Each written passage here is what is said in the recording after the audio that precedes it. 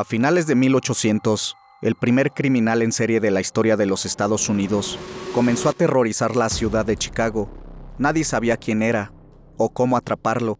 Solo sabían que había decenas de personas muertas o desaparecidas, y alguien tenía que estar detrás de eso. Bienvenidos a Historias Cronológicas.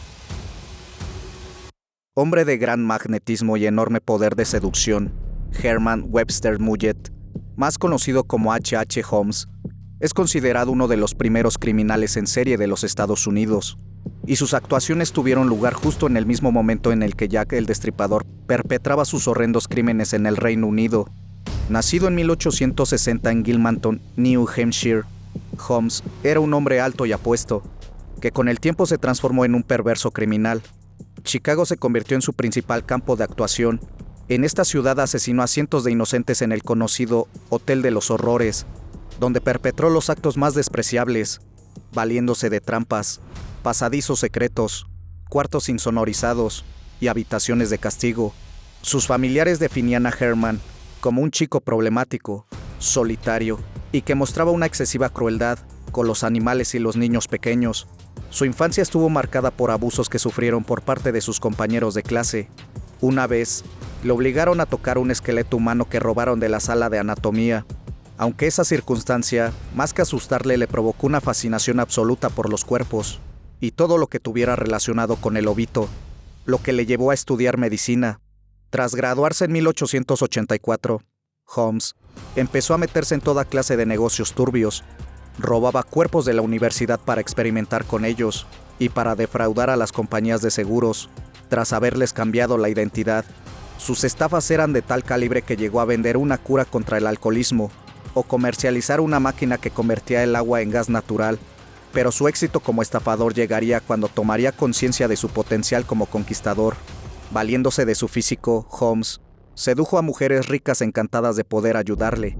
Era un caballero de la moda, mentiroso, tortuoso y hábil manipulador de empresas, increíblemente complejas. Su primera víctima fue Clara Lovering, una chica de familia rica que pagó sus estudios de medicina y con la que acabó casándose y teniendo un hijo. Tras licenciarse en la Universidad de Michigan, Holmes abandonó a Clara e inició una relación con una joven y atractiva viuda, propietaria de varios hoteles. Cuando la hubo arruinado, Holmes huyó a Nueva York, donde trabajó como médico durante un año. En 1885 se trasladó a Chicago, donde su modus operandi no cambió. Siguió con su papel de seductor. Logró que la joven y millonaria Myrta Belknap cayera en sus redes. En esa época adoptó por primera vez el nombre por el que sería trágicamente conocido, Henry Howard Holmes. Tras casarse con Myrta, falsificó unas escrituras de propiedad y estafó $5,000 a su recién estrenada esposa. En 1887, Holmes obtuvo la titularidad de una farmacia en Inglewood, convirtiéndose en amante y hombre de confianza de su dueña, una viuda rica y confiada llamada Melissa Holden. Un día, él se quedó con todo su dinero y ella simplemente desapareció.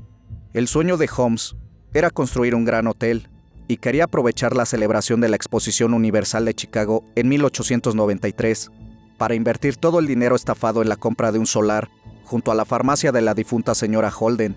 De este modo, la inauguración coincidiría con la visita de miles de turistas, sobre todo mujeres pudientes y solas. En 1890, se iniciaron las obras del establecimiento, un edificio con aspecto medieval, y que muchos dijeron que parecía una fortaleza tenebrosa. Para la construcción, Holmes contrataba y despedía a empresas rápida y constantemente, y nunca llegó a pagarles. Este engaño sirvió para que Holmes fuese el único que conociera los verdaderos planos del futuro hotel, que fue inaugurado el 1 de mayo de 1893. El edificio tenía 3 plantas, más de 60 habitaciones, un sótano y 51 puertas. La planta baja estaba ocupada por negocios, que le daban una apariencia de normalidad. Sin embargo, el sótano y los pisos superiores ya eran otra cosa. Aparte de colocar cientos de trampas, escaleras ciegas que no llevaban a ningún sitio, dormitorios secretos, cuartos sin ventanas, puertas correderas, laberintos y pasillos ocultos, Holmes había hecho instalar decenas de mirillas en las paredes, desde donde podía observar a escondidas el sufrimiento de sus prisioneros.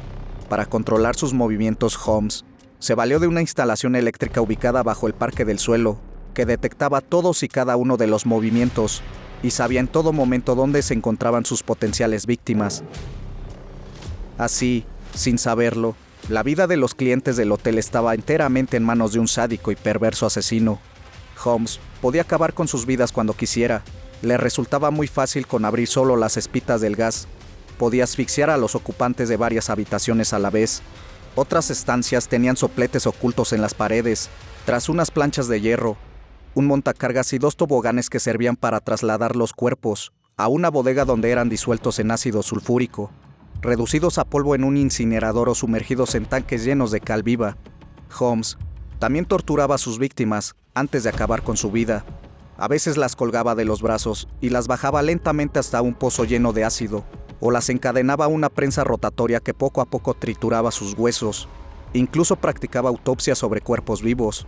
El segundo piso del Castillo de la Muerte contenía el departamento privado de Holmes, que constaba de un dormitorio, un baño y 2 pequeñas cámaras que se usaban como oficinas. Estaba situado en la parte delantera del edificio, con vista a la calle 63. En el piso del baño, oculto bajo una gruesa alfombra, había una trampa y una escalera que descendía a un pequeño cuarto, que tenía 2 puertas, una a la calle y otra al sótano. El sótano era un lugar espantoso. Allí había una mesa de disección manchada con fluido hemático, que Holmes no se preocupaba de limpiar, y un laboratorio con dispositivos de tortura, instrumentos afilados y varios frascos de veneno.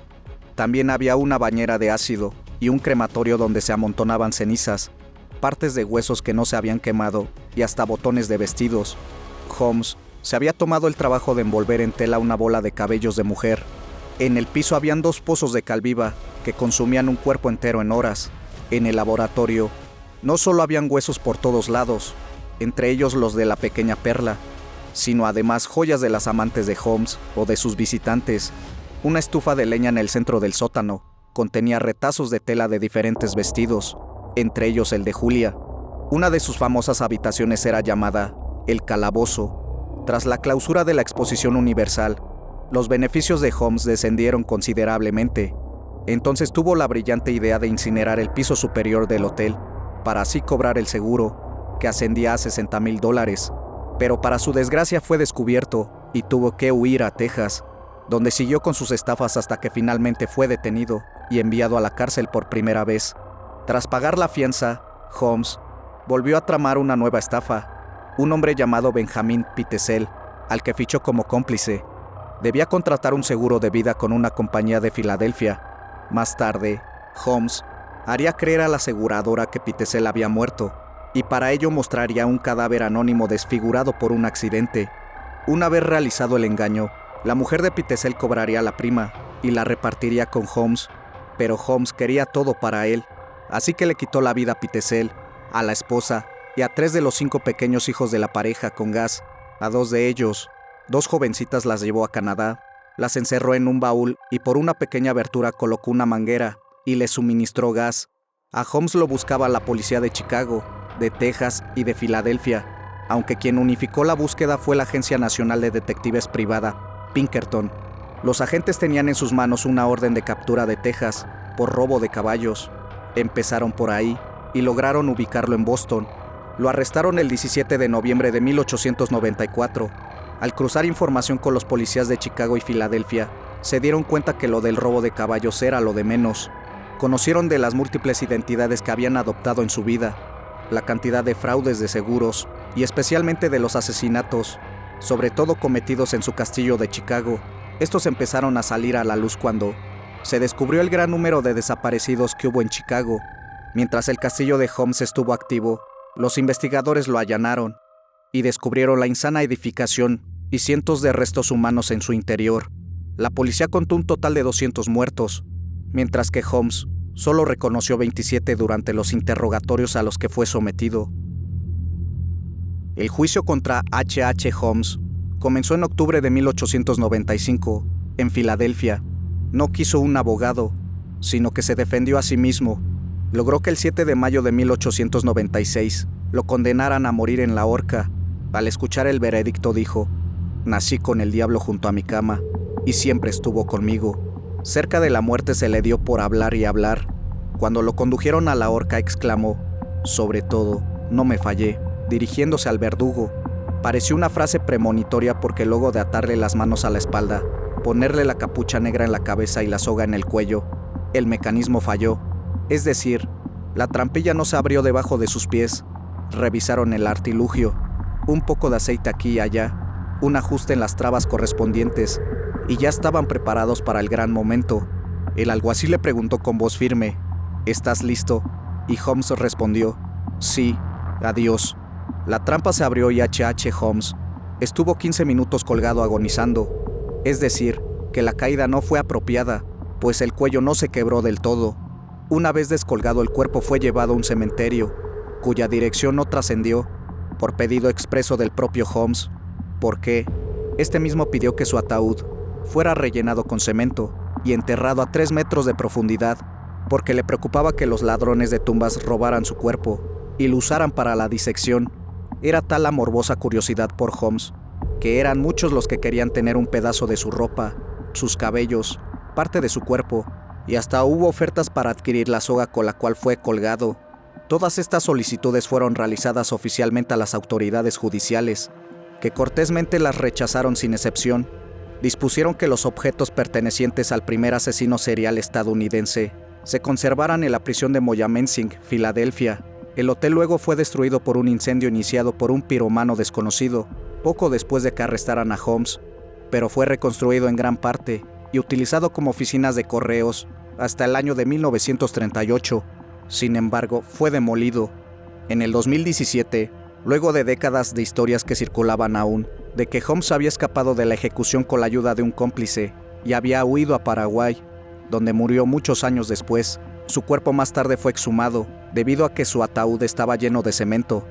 Se descubrió que su cuerpo no se había descompuesto normalmente, su ropa estaba casi perfectamente conservada, y se encontró que su bigote estaba intacto. El cuerpo fue identificado positivamente como el de Holmes por los dientes. Luego, fue enterrado nuevamente. Espero que este relato haya sido de tu agrado. Como cada semana podrán escuchar y ver una nueva historia. Comparte el video y activa la campana de notificaciones para que no te pierdas de estos casos criminales. Y si no estás suscrito, te hago la cordial invitación a que lo hagas. Esto es Historias Cronológicas. Hasta la próxima emisión. Buenas noches.